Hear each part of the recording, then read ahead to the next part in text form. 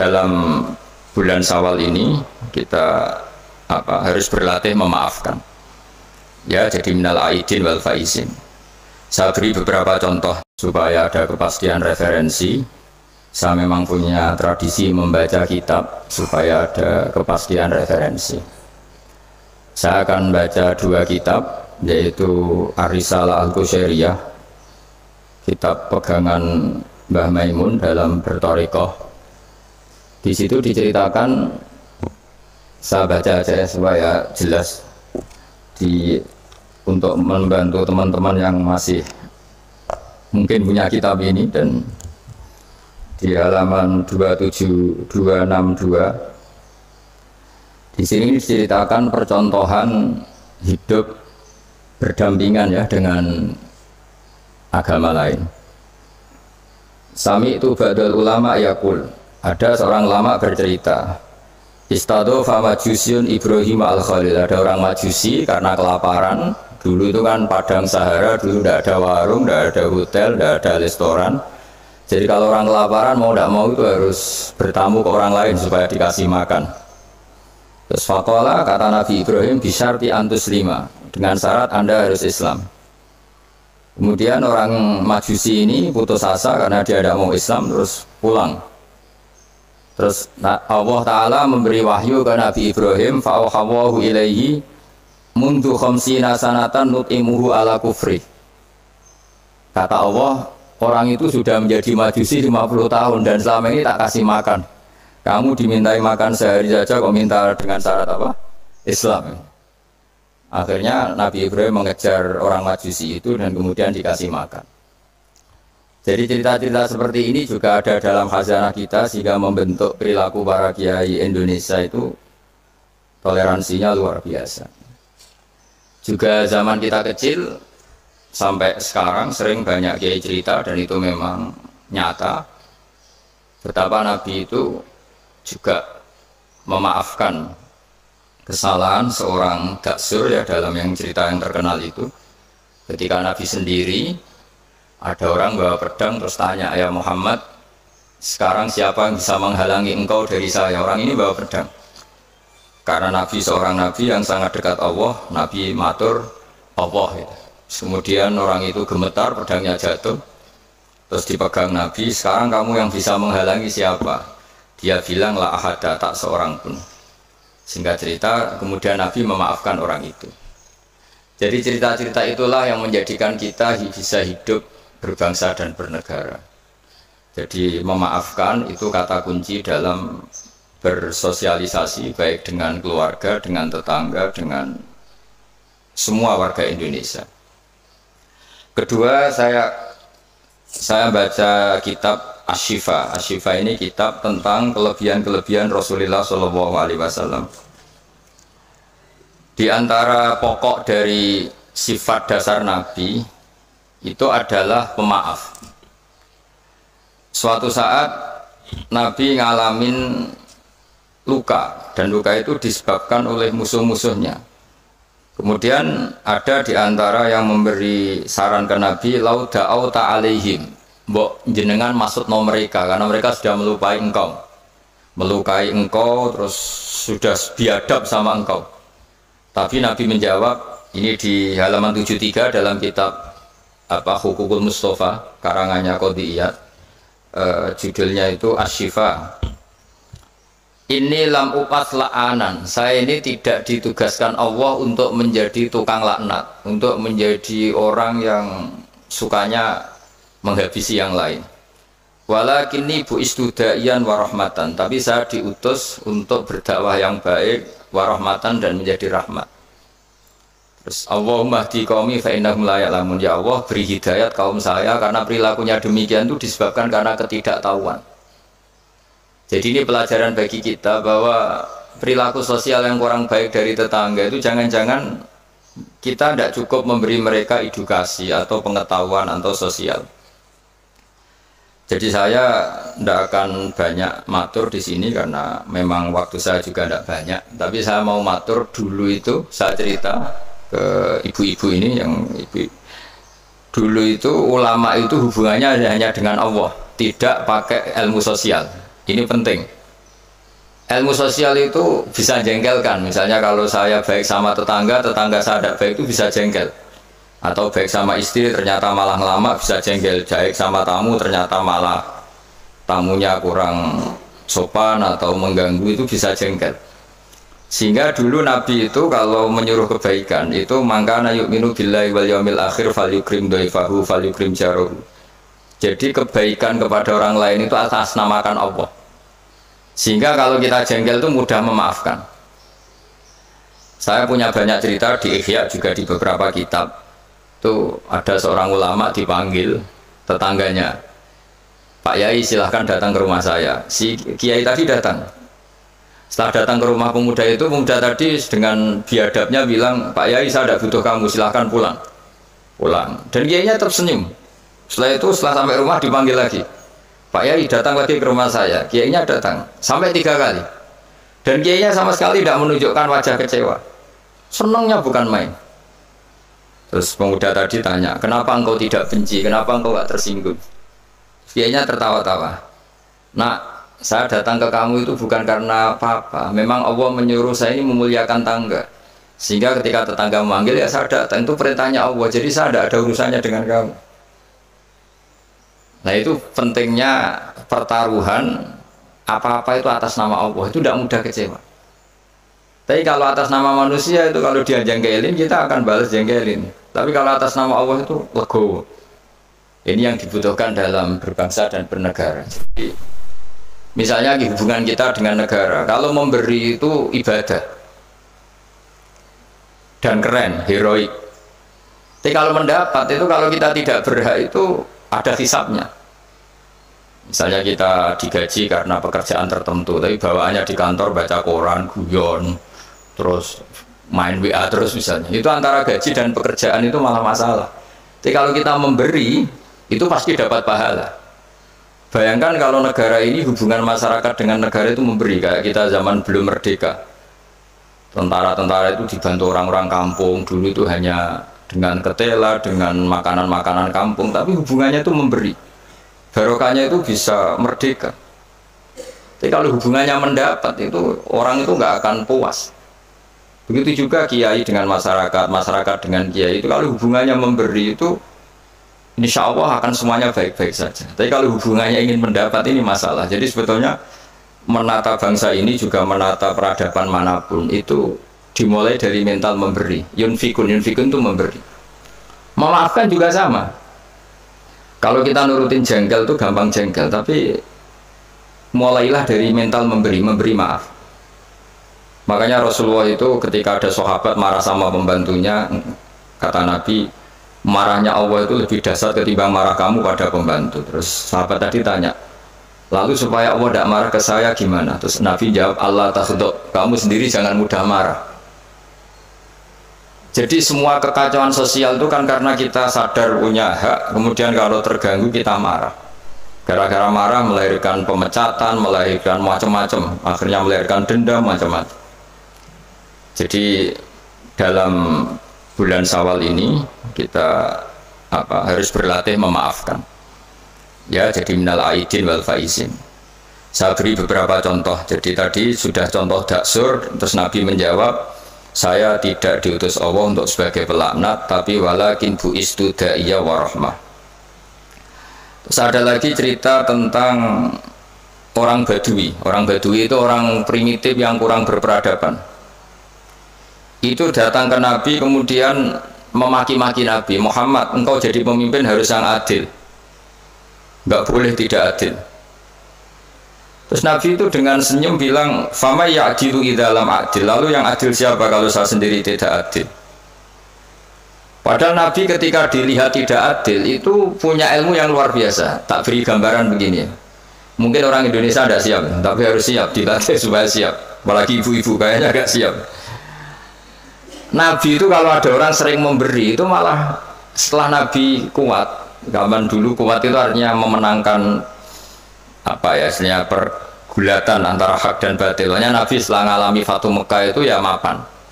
Itu yang biasa berderma, biasa ngasih itu nggak dikasih. Tapi yang orang-orang barusan masuk Islam, barusan jadi orang baik itu dikasih banyak. Nah, tentu ini dipandang banyak orang itu tidak fair. Tidak fair itu, oh yang dulu berjuang mati-matian nggak dikasih, yang tidak berjuang kok apa? Dikasih. Itu dianggap nggak adil oleh pikiran ini. Tapi cara berpikir nubuah tidak seperti itu. Cara berpikir nubuah itu orang yang biasa ngasih negara, misalnya berjuang kemerdekaan atau berjuang membebaskan Indonesia dari penjajah, itu mentalnya memberi ke negara. Ya itu sama Nabi malah ya sudah, mental memberi itu mental terbaik, nggak boleh diturunkan jadi mental mendapat. Itu cara berpikir Nabi. Kan nggak lucu kan, orang dulu biasa memberi, lalu pas tua, pas mau mati mentalnya ingin mendapat. Kalau ndak geremeng, ini dari mantan heroik jadi mantan mantan heroik, terus sekarang mentalnya jadi sa'il, peminta-minta, itu kan ndak keren, turun derajat. Tapi kalau orang kan nggak terima, wong dulu zaman miskin sama saya, setelah kaya kok lupa saya. Sebetulnya ketika miskin kamu bantu temen, ketika kaya biar saja dia nggak bantu kamu, biar kamu ketemu Allah itu keren. Statusnya hanya membantu, bukan dibantu. Tapi ini insya Allah kayaknya banyak yang nggak siap. Jadi kalau kamu punya teman miskin, kok teman kamu jadi pejabat atau jadi orang kaya, biarin aja. Biar kamu tetap keren. Itu dulu tak bantu, sampai sekarang pun tetap tak bantu. Sekarang dia kaya, tidak minta bantuan saya, tapi saya tetap keren. Status membantu masih melekat. Tapi setelah kamu batalkan sendiri status Anda karena kamu minta-minta, kalau tidak geremeng, maka dari status membantu menjadi peminta. Itu nubuah ya namanya. Jadi nubuah itu pikiran yang super. Sehingga, dan itu harus ditanamkan di hubungan kita dengan negara, dengan orang tua, dengan tetangga. Kalau bisa mental kita itu al-yadul ulya khairum minal yadis sufla, mentalnya memberi. Kalau mentalnya memberi itu nggak gampang kecewa. Tapi kalau mentalnya tamak, didatangi bupati kok nggak ninggalin papa, didatangi gubernur pikirannya gitu, didatangi teman kaya begitu, ditandangin apa saja itu kecewa gara-gara punya keinginan yang macam-macam. Tapi kalau mental kita memberi, tersiksa kita kalau tidak bisa memberi ke negara, memberi apa saja, memberi ke negara ya ikut jaga stabilitas nasional, memberi ke tetangga paling tidak kalau tidak bisa bantu ya tidak ganggu. Ya sudah seperti itu. Jadi memaafkan itu juga dimulai dari ilmu. Misalnya kita memaafkan teman padahal kita jengkel sekali, dan memaafkan itu ada pahalanya di sisi Allah. Susahnya apa? Kadang kita berpikir nggak, wah kalau tak maafin dia nanti kumoluhur, nanti sombong. Hubungan hidup kita ini dengan Allah, bukan dengan makhluk. Sama hubungan hidup kita ini dengan Allah, bukan dengan makhluk. Ya kayak tadi, kiai tadi, nak saya datang ke kamu karena perintah Allah, tidak ada hubungannya dengan kamu. Kok kamu jengkelin kayak apa, saya tetap akan datang. Nah sama, kita baik sama anak juga perintah Allah, baik sama istri perintah Allah, baik sama tetangga perintah Allah. Sehingga nggak perlu dia dinegosiasi atau dipakai berbanding lurus dengan perilaku manusia. Kalau pakai itu Anda gampang kecewa.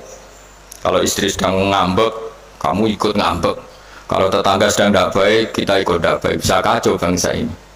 Makanya diantaranya sifat dasar orang baik itu orang yang wadra'una bil hasanati sayyi'ah, orang yang selalu menanggapi keburukan itu dengan kebaikan. Ini cerita-cerita tentang kebaikan orang-orang dulu. Ketika akhirnya Rasulullah SAW memenangkan kota Mekah dan kota Mekah dikuasai, itu orang-orang yang dulu merangi Nabi, ingin bunuh Nabi, semuanya tuh takutnya minta ampun karena takut dibalas.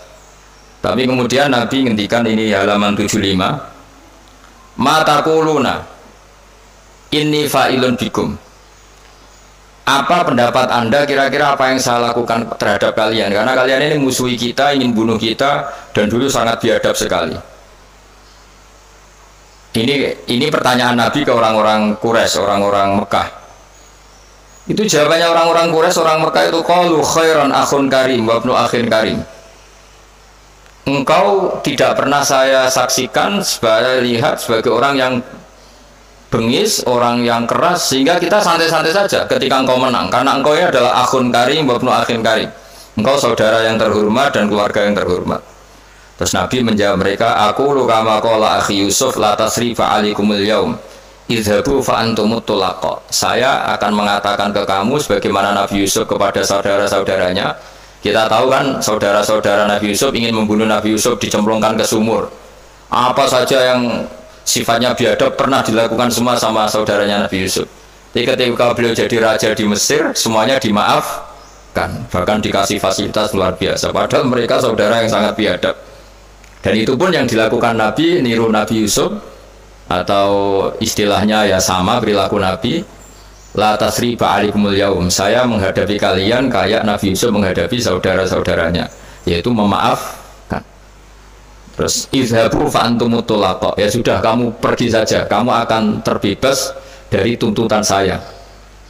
Jadi ini cerita-cerita tentang betapa baiknya Rasulullah SAW, dan kebaikan itu pula yang harus kita tiru, yaitu dimulai dari memaafkan. Wal afina anin nas. Nah sekarang masalahnya itu orang itu susah memaafkan. Itu sebabnya sederhana, karena hubungan ibadah kamu itu masih dengan makhluk. Kalau makhluk itu kali janggalin, ya janggalin betul. Nah itu Anda berarti didikte oleh makhluk, didikte oleh manusia. Caranya gimana? Kita harus dilatih hanya didikte oleh Allah Subhanahu wa Ta'ala, di mana Allah itu mendikte kita, mengarahkan kita, memandu kita supaya mudah memaafkan. Makanya hubungan dengan istri, dengan itu ya Allah bayangkannya gitu. Wa ashiruhunna bil ma'ruf. Kamu harus berkawan secara baik. Terusannya ayat fa in karihtumuhunna. Jika suatu saat kamu benci sama istri kamu karena perilaku tertentu, fa asa an takrahu syai'a wa yaj'alallahu fi khairan katsira. Jadi bisa saja di watak yang kamu benci itu ada kebaikan yang banyak. Saya berkali-kali menyontohkan, misalnya punya istri sering marah itu bagus. Kalau istri kamu ramah, setiap lelaki disenyumin, yang pusing juga kamu. Jadi kalau marah itu kan nggak ada yang berani goda, itu saja begitu. Alhamdulillah. Meskipun ya kalau marah terus mungkin suaminya jantungnya terus mati, tapi kan ya maksudnya lihat sisi positifnya. Dulu lama itu begitu. Ada orang berteman sama-sama miskin, terus berteman lagi sama-sama kaya. Setelah sama-sama kaya, yang satu itu jatuh miskin, miskin sekali. Terus setelah miskin, teman-temannya nggak main ke rumahnya. Terus dia diprovokasi oleh orang sekelilingnya. Itu teman kamu yang kaya-kaya biadab sekali, setelah kamu miskin tidak ada yang jenguk kamu. Padahal yang miskin ini sudah jadi buruh boto atau buruh manol di pasar, buruh hamal ya. Terus dia mulai menggerundel, wah teman-teman saya ngawur sekali, setelah saya miskin tidak ada yang kesini. Datanglah seorang habib, orang alim, memberi nasihat, bagus gak kesini katanya. Terus kaget kan dia, kenapa? Coba kalau kamu jadi tukang manol gini, mantan bos, teman-teman kamu datang kan jadi tontonan, mendingan lupa. Oh iya iya, iya kan misalnya kamu miskin, terus teman-teman kamu tetap datang. Pas buruh di orang, pas jadi kernet atau jadi pembantu, betapa malunya. Bagus mana ya? Bagus dilupakan apa bagus diingat? Bagus dilupakan. Jadi orang itu harus melihat sisi bahwa di balik kodok qadar Allah ini ada hikmah yang kita tidak tahu. Ya sama misalnya ada perempuan cantik, dulu semua lelaki melihat. Barang saya itu kukulan, bagus dilihat apa bagus enggak coba? Bagus enggak kan? Yang orang kaya dulu naik muka mobil saja nggak mau, bawa handuk saja nggak mau, bawa tas saja nggak mau. Setelah jatuh miskin jadi tukang manol di pasar, tukang angkut barang, terus teman-temannya tetap datang. Mendingan datang apa enggak? Enggak kan, daripada jadi tonton. Ya di sini tuh kearifan ulama, orang tuh harus dilatih. Makanya saya ini ditamani orang ya seneng, enggak ya seneng. Kalau ditamani seneng ya nambahi konco, enggak ya seneng, berarti dosanya enggak diganggu, semuanya tak anggap seneng semua hidup. Jadi apa ya, semuanya semua yang dari awal itu asik, indah sudah. Saya kenal orang ya seneng, enggak kenal ya seneng, sudah sama. Karena Allah sendiri yang tahu hikmah itu. Makanya saya berkali-kali bilang, Imam Syafi'i itu orang, saya berkali-kali bilang, Imam Syafi'i itu bilang punya teman banyak ya enak katanya, karena dengan punya teman ya teman sosial lah enak, nggak punya teman ya enak. Itu saya berkali-kali cerita, ya Imam Syafi'i banyak orang tuh nggak seneng jenengan, alhamdulillah beneran. Kenapa? Orang arah utang ya. Jadi kalau kamu nggak disenangi orang satu kampung tuh artinya mereka tidak akan utang kamu, pinjam mobil kamu, tapi nak seneng, ribet kan? Jadi seneng ya ada hikmahnya, nggak seneng juga ada. Ada lagi yang lapor, Imam Syafi'i, orang yang tadi cium tangan Anda, yang hormat Anda, di belakang tuh ngerasani kamu. Jadi Imam Syafi'i, alhamdulillah, berarti saya wibawa, buktinya depan saya nggak berani. Jadi dianggap enteng saja. Jadi orang dulu itu segampang itu melihat fakta. Yaitu ilmu ini yang menjadikan orang itu tidak uring-uringan cara Jawa itu, karena ilmunya luas, nggak gampang emosi. Jadi ya seperti ini, saya ini kan jam tidur saya kalau saya terganggu ibu-ibu, tapi anggap saja ini umat Kanjeng Nabi. Setelah saya pulang tidak saya ganduli, nanti suaminya tersinggung kan, masa ibu-ibu gitu.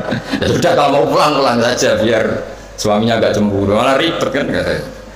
Jadi dianggap enteng saja hidup oleh ulama-ulama dulu karena ilmunya cukup.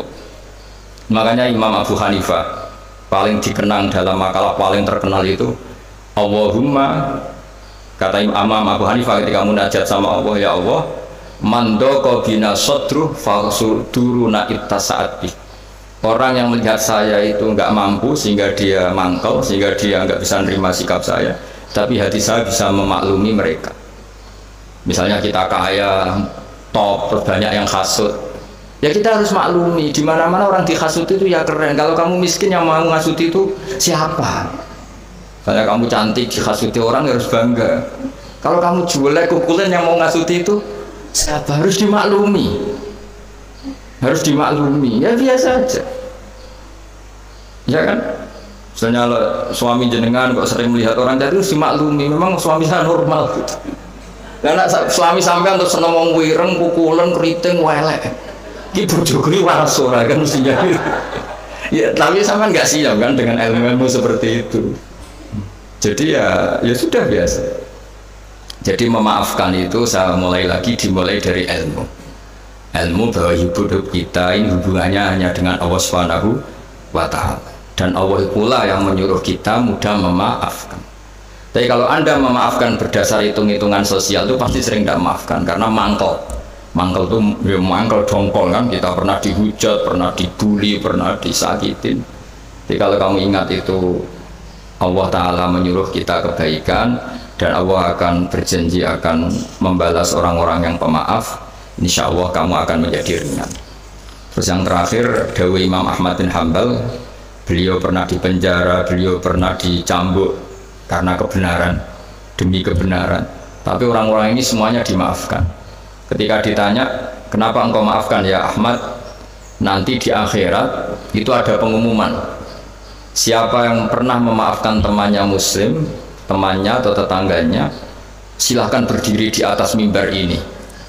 Kata Imam Ahmad di riwayat itu fala yaqumu illal afun, kemudian yang bisa berdiri hanya orang yang pernah punya reputasi memaafkan. Maka maafkan ini pahalanya besar sekali. Jadi Syawal ini dimulai dari mudah memaafkan, itu wal kaziminal ghaidha wal afina anin nas. Matur nuwun semuanya, dan saya tidak bisa matur banyak karena saya juga sibuk, karena yang ngajar dan belajar saya itu, supaya yang ganggu juga desanya tidak banyak-banyak. Jadi ya sama-sama enak gitu loh. Kalau suami jenengan nunggu juga nunggunya nggak lama-lama. Jadi entah masih ditunggu tanda ya tidak tahu saya, tapi kan khusnudan lah, masih banyak yang nunggu gitu, masih keluarga maksudnya banyak yang nunggu. Jadi saya mohon latihlah hidup secara ikhlas. Ikhlas itu apa-apa demi Allah Subhanahu wa Ta'ala. Makanya itu bedanya Islam dengan yang lain. Maksudnya orang-orang ateis atau orang-orang yang tidak beragama itu hukum sosial kan segala-galanya. Bedanya yang beragama sama yang tidak beragama. Tapi kalau orang beragama itu pikirannya Allah, jadi tentang berbaik sama tetangga saja, karena mangkana yu'minu billah wal yaumil akhir. Sehingga buat tetangga itu tidak balas baik, kita inginnya juga tetap baik karena berdasar perintahnya Allah. Mbok anak sampean beweling tetap ingin baik karena itu perintah Allah. Tapi kalau sampean berdasar manusia, lapo tak sangoni nakal, lapo tak api wong apik mbek aku, nanti kacau, bangsa ini bisa kacau karena semuanya didikte sesama makhluk.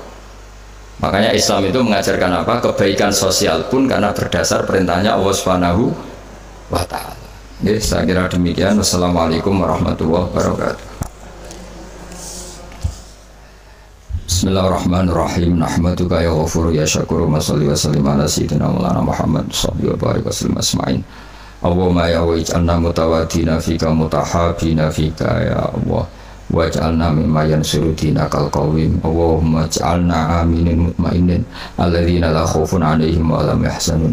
Warzuqna sidatal qawli wal fi'al, warzuqna ri'ayatal hifzi, Allahumma ya Allah ir'abang ya Allah ra'iyata Indonesia wa mahfadhum war'ahum bi'ainiratin Allahumma ya ilahana ya Allah ursukna rizkan halalan wasan barakan intik warzuqna ya wa tuma'ninatal qalbi ya Allah ma'ana wa fina ya Allah barik lana ma'ajiranina wa ma'aduyufina wa ma'ala alimina wa ma'alimina innaka ala kulli syai'in qadir wa annakal haqqus samad waj'alna ghani min salimin mu'afin min kulli bala'i dunya al akhirah nas'aluka ya wa alafa wal afiyah lana wa li ahli Indonesia ya wa amatan wa li a'immatil muslimina wa amatihim rabbana atina fid dunya hasanah fil akhirati hasanah wa qina adzabannar sallallahu alaihi sayyidina Muhammad wa sallam subhana rabbika rabbil izzati amma yasifun wa salamun alal mursalin alhamdulillahi rabbil alamin. Al-Fatihah.